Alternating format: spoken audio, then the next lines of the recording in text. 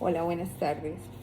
Ayer estuvimos hablando acerca del Salmo 33, de Filipenses 2, 15 y 16 y también Primera de Pedro del 2 al 4.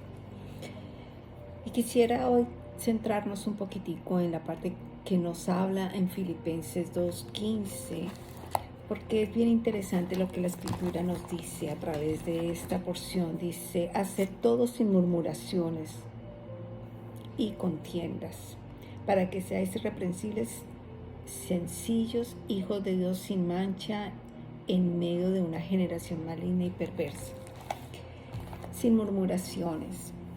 Es claro cada vez que el Señor da una orden, poderla ejecutar, cuando nos da una instrucción, cuando nos muestra su voluntad en una situación, en lo que vemos en las Escrituras cuando le decía a su pueblo qué debía hacer y qué no debía hacer en el Antiguo Testamento y aún ahora en el Nuevo. Vemos cómo definitivamente cuando se guarda silencio ante la santidad, ante la voluntad de Dios, el resultado es muchísimo mejor. Y nos está hablando de no murmurar. Y es que a veces decimos creemos en Él, creemos en su palabra, pero no queremos hacer las cosas como Él nos dice. Queremos siempre como ajustarlas, está el pero, está la murmuración. Y Él es bien claro cuando nos dice que no debemos, es decir, no debemos rechazar nada de lo que nos dice. No debemos poner en juego que la voluntad de Él es santa y perfecta. Y es como cuando nosotros le decimos a nuestros hijos, por favor, haz tal cosa. Y ay, pero ¿por qué? Ay, pero tiene que ser ya.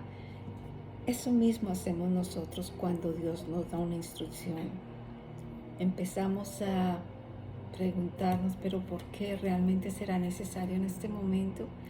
¿Podría ser de otra manera? Y creemos que podemos empezar a dudar y a cuestionar la voluntad de Dios. Y ya hemos visto que si la hacemos, esa palabra que Él nos da, esa instrucción que Él nos da promesa de prosperidad, nos da promesa de bienestar. Y esa es la realidad.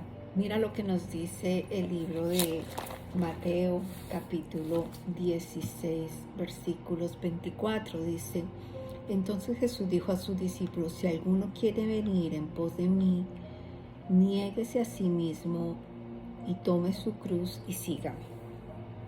Imagínate nosotros diciéndole, ay, pero negarnos a nosotros mismos es dejar de hacer lo que nos gusta, con las personas que nos gusta, en nuestro tiempo, a nuestra manera. Pero es claro al decirnos, niéguese a sí mismo, el que quiere seguirme, el que quiere ir en pos de mí, el que quiere ser mi discípulo. Y esa es la parte donde muchos, por no decir que todos, cuando nos hablan del Evangelio, que solamente en Cristo podemos tener salvación, redención y podernos presentar ante el Padre, no nos gusta. Cuando nos dicen que tenemos que negarnos a nosotros mismos, cuando vemos que tenemos que ir dejando muchas cosas de las que nos gustaba, muchas maneras de cómo nos comportamos de pronto como mujeres, cómo somos como hijos, cómo somos como esposas, si es que estamos casadas. No nos gusta, pero sí nos encanta decir que somos hijos de Dios y que creemos en Él. Pero cuando Él nos expone a su instrucción clara, directa, y nos dice que sin murmuración, ahí ya la cosa cambia. Anoche hablaba con uno de mis hijos y estábamos leyendo una porción de Mateo. Y por alguna razón todo nos llevó a hablar del tiempo de Sodoma y Gomorra. Y vemos cómo desafortunadamente la escritura, la palabra de Dios se tergiversa en la internet. Cómo lastimosamente personas que dicen ser creyentes tergiversan todo esto. Y entonces él me compartía de que había leído en la internet que Sodoma y Gomorra había sido destruida, eran no porque estuviera puntualizándose el castigo y la parte sexual, sino que era por la falta de hospitalidad. Y los dos veíamos qué tan absurdo era esa posición de quienes mencionaban eso. Y el Espíritu Santo nos llegó a mostrar que definitivamente el Señor, el Dios poderoso, había determinado que Sodoma y Gomorra iba a desaparecer porque no había un solo hombre en Sodoma y Gomorra que huyera de él, que intentara, que se esforzara, que el pecado abundaba permanentemente en Sodoma y Gomorra. Pero recuerden que ahí estaba el sobrino de Abraham.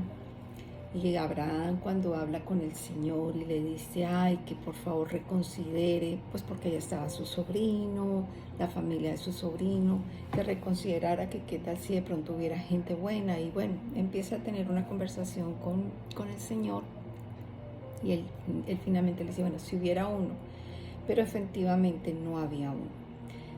Abraham va con un grupo a decirle a Lot que salga, pero mientras eso ocurre el Señor manda a sus ángeles, recuerdan. Y dice la Escritura que tanto hombres, jóvenes y viejos querían intimidar con los ángeles. Y Lot le dice que tomen a sus hijas, que no le hagan daño a esos ángeles. Entonces, en la conversación de anoche con mi hijo, llegábamos al punto de que el Señor había determinado, el Señor había dicho que allá abundaba el pecado. Él conoce todo. Y cuando Él dice es, y ya había dado un juicio hacia Sodoma y Gomorra y había expresado que la iba a acabar, que ese pueblo no quedaría. Y permite que Abraham vaya y saca a su sobrino. Entonces, el Señor es tan justo, tan perfecto, tan santo, santo, santo, que Sodoma y Gomorra no fue por falta de hospitalidad, era por toda la abundancia del pecado, entre ellos toda la parte sexual. Así que esto nos muestra, y podemos verlo a lo largo de la Escritura, que cada palabra que Dios ha dicho, que cada instrucción, que cada juicio está llevado de manera santa y perfecta y se ha hecho. También nos dice la Escritura que Él es misericordioso y lo podemos ver a lo largo de todos los hombres y mujeres, la vida que llevaron y la misericordia que sintieron del Dios Altísimo. Entonces, todo esto nos lleva a ver que si obedecemos sin murmuración, si anhelamos su palabra como a la leche materna y como hoy nos dice Jesús en el libro de Mateo, que los que queramos ser discípulos de Él, dejemos esa vieja forma de vivir, tomemos nuestra cruz y lo sigamos, es porque es bendición para ti, para mí. Es porque es lo mejor que tú y yo podemos recibir. Así que te animo a estar mirando, reflexionando sobre estas porciones que leímos. Hoy fue Mateo 16 del 24. Ayer fue Salmo 33, Filipenses 2 y Primera de Pedro 2. Vamos a orar. Señor bendito, Padre amado, te damos gracias infinitas una vez más por querernos enseñar. Ayúdanos a no murmurar cuando tú nos das tu instrucción, cuando tú nos muestras tu voluntad para nuestra vida, para situaciones que se nos están presentando. Ayúdanos, Señor, a que si realmente queremos ser tus discípulos, debemos dejar nuestra vieja manera de vivir, de hablar, de pensar, de relacionarnos. Es un cambio, es morir a la vieja Sandra, al viejo yo, tomar nuestra cruz y seguirte cuando creemos realmente y decimos coherentemente que te creemos, es hacerlo, Señor. Pido por las personas que están conmigo, Señor, porque cada día tú inclines sus corazones, el mío, para buscarte constante y permanentemente como esa leche anhelada. Pido por sus necesidades, Señor, sus necesidades de salud, financieras, de empleos, de estatus migratorio, de todas las situaciones que en este mundo tenemos, Señor.